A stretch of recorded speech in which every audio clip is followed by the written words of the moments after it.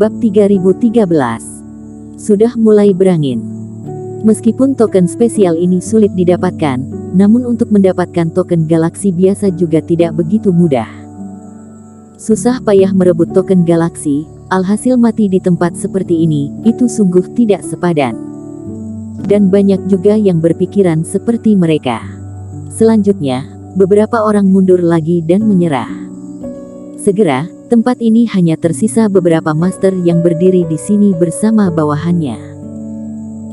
Orang-orang ini mudah sekali ditakuti. Anak ini membunuh Bayu Song dan yang lainnya, sepertinya dia juga terluka parah. Ini adalah kesempatan bagus untuk menangkapnya. Teman-teman, tidak peduli apapun yang kalian pikirkan, bagaimanapun kami akan tetap lanjut. Pada saat ini, seorang kultivator bertopeng berbicara, kemudian bergegas membawa orang-orang masuk ke dalam hutan. Eric Kin berada di peringkat 40-an dalam peringkat galaksi, dan di antara para pemburu, ada juga yang melebihi peringkat ini. Eric Kin dapat membunuh kakak beradik dari keluarga Song, belum tentu bisa menghadapi dirinya. Apakah menurutmu orang ini benar-benar berniat memburu Hario Cheng? Seseorang dari mereka yang tersisa berkata dengan mengangkat alis. Takutnya itu disengaja. Memberitahu kita informasi bahwa orang ini mungkin terluka, ingin membuat kita menjadi tameng di depan dan mengorbankan nyawa. Seseorang menjawab dengan mencibir, tidak ada yang bodoh, siapa yang bisa tahu apakah Eric Kin terluka parah atau tidak.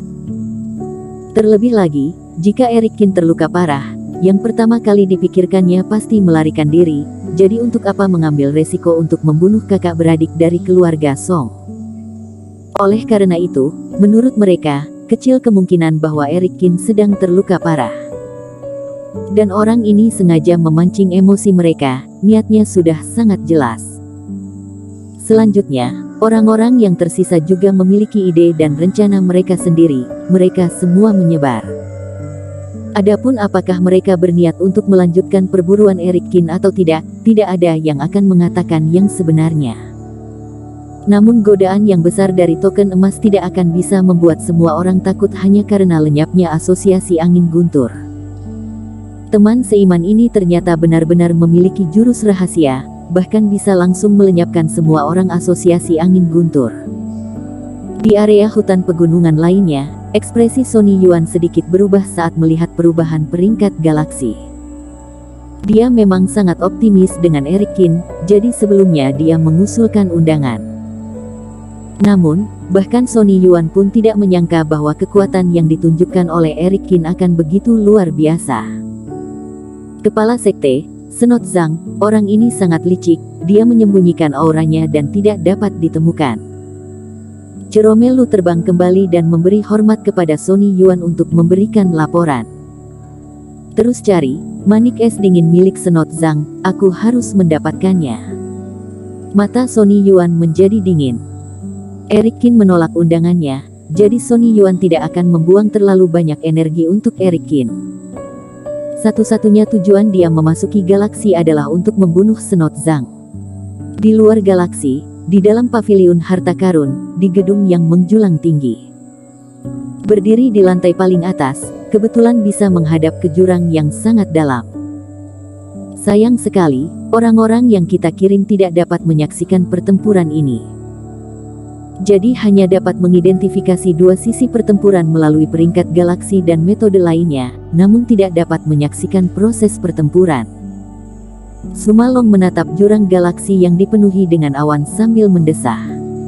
Meskipun dirinya berpengetahuan luas, namun dia juga sangat ingin tahu tentang metode apa yang digunakan Eric Kin untuk membunuh kakak beradik dari keluarga Song.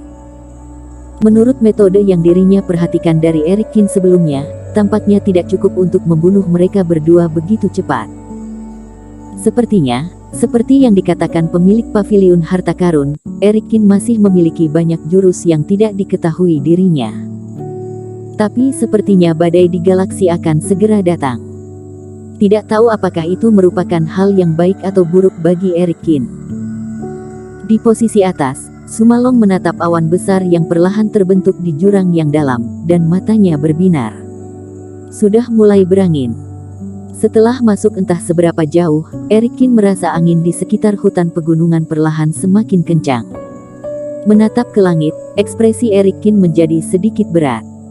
Di tempat di mana dua raja abadi bertarung sampai mati, perubahan apapun tidak akan bisa normal. Apalagi tadi malam, dirinya menyaksikan kekuatan dahsyat badai di galaksi dengan mata kepalanya sendiri. Badai di galaksi sangat berbahaya, itu cukup untuk merobek seorang master fase penilaian. Meskipun dirinya memiliki beberapa metode, namun tidak mungkin juga bisa menahan dampak badai. Ini adalah aura mengerikan yang sudah berada di luar jangkauan yang bisa dilawan, itu tidak dapat diselesaikan dirinya. Meskipun sekarang jurang galaksi berangsur-angsur menjadi tenang, namun jika tidak tahu bagaimana bertahan dari badai, maka sebaiknya menghindarinya dan menunggu di luar sampai badai berakhir. Jaraknya seharusnya sudah cukup jauh, ditambah aku telah mengubah aura, dan token giok tinta juga telah digunakan, seharusnya tidak mudah bagi orang-orang itu untuk menemukanku di galaksi yang luas ini. Erikin menarik kembali pandangannya, dan sebuah pemikiran melintas. Cari tempat untuk beristirahat sejenak, setelah menghindari badai ini baru dipikirkan lagi. Dirinya tidak punya banyak pengalaman tentang bagaimana melewati badai. Sebelumnya dirinya tidak pernah mempertimbangkan untuk memasuki galaksi ini, dan buku tentang melewati badai tidak begitu mudah didapat. Dia sembarangan mencari tempat yang tidak berangin dan membuat pola dewa di sekitarnya. Erikin juga sementara duduk dan memulihkan diri. Efek samping dari penggunaan keterampilan sihir hitam Fire Devouring telah datang, dan sekarang dirinya merasakan rasa sakit di sekujur tubuh. Terutama urat nadi, itu banyak yang terluka ringan. Adapun kekuatan api suci, itu juga sebelumnya telah banyak terpakai, dan juga membutuhkan waktu untuk dipulihkan. Setelah memasuki ruang memurnikan obat dan menelan beberapa pil dewa, Erikin menutup matanya dan beristirahat. Menghancurkan asosiasi angin guntur jelas bukan akhir dari perburuan ini. Pasukan yang lebih kecil mungkin akan menyerah karena hal ini, tetapi pasukan seperti aliansi loyalitas dan yang lainnya tidak akan mungkin mundur. Kelak masih akan ada pertempuran sulit yang harus dilawan, dan sekarang sangat penting untuk mengembalikan tubuh ke keadaan prima. Setelah 2 jam beristirahat, sehari telah berlalu sejak berada di ruang memurnikan obat. Setelah merasa tubuhnya telah pulih 80%, Erikin membuka matanya. Dia melihat ke sekeliling, angin antara langit dan bumi jauh lebih kencang dari sebelumnya. Saat badai datang melintasi daratan, angin menderu seperti serigala yang melolong, dan membuat bulu kuduk berdiri. Pohon-pohon yang terbentuk dari ilusi itu bergoyang di bawah goncangan angin roh ini, itu hampir tidak mampu memadatkan wujud aslinya.